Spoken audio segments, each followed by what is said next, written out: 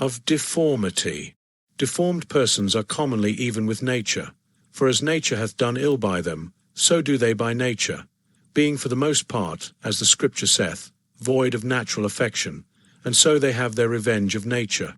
Certainly there is a consent between the body and the mind, and where nature erreth in the one, she ventureth in the other. Ubi peccat in uno, periclitator in altero. But because there is, in man, an election touching the frame of his mind, and a necessity in the frame of his body, the stars of natural inclination are sometimes obscured by the sun of discipline and virtue.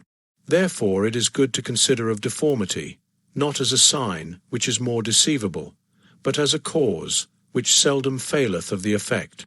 Whosoever hath anything fixed in his person, that doth induce contempt, hath also a perpetual spur in himself, to rescue and deliver himself from scorn.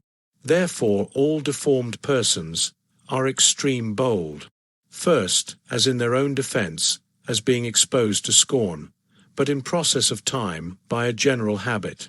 Also it stirreth in them industry, and especially of this kind, to watch and observe the weakness of others, that they may have somewhat to repay. Again, in their superiors, it quencheth jealousy towards them, as persons that they think they may, at pleasure, despise, and it layeth their competitors and emulators asleep, as never believing they should be in possibility of advancement, till they see them in possession. So that upon the matter, in a great wit, deformity is an advantage to rising. Kings in ancient times, and at this present in some countries, were wont to put great trust in eunuchs, because they that are envious towards all are more obnoxious and officious towards one. But yet their trust towards them hath rather been as to good spiles and good whisperers than good magistrates and officers. And much like is the reason of deformed persons.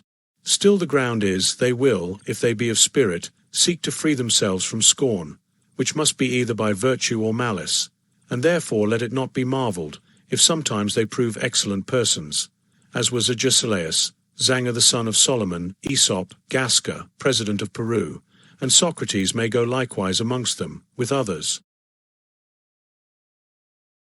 Themes in Of Deformity. Of Deformity by Francis Bacon is a brief but insightful essay that into the nature and implications of physical deformity. Here are some themes. Perception of deformity. Bacon discusses how people with physical deformities are often judged and perceived by society. Impact on character. Bacon suggests that physical deformity can influence a person's character and behavior and that it might lead individuals to develop negative traits such as envy, bitterness, and cunning as a means of compensating for their physical shortcomings. Ambition and drive. He posits that those with physical deformities often have a stronger desire to prove themselves and excel in their endeavors, leading to remarkable achievements. Resilience and adaptation. The essay touches on the theme of resilience, noting how individuals with deformities may develop unique strengths and abilities to adapt to their circumstances. Bacon suggests that their experiences can foster qualities such as determination and resourcefulness. Social and ethical considerations.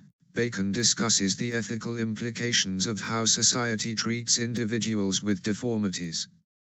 He calls for a more compassionate and fair approach, urging people to look beyond physical appearance and recognize the inequalities of individuals.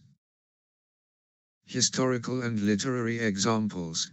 Bacon references various historical and literary figures who were known for their physical deformities, using their stories to illustrate his points.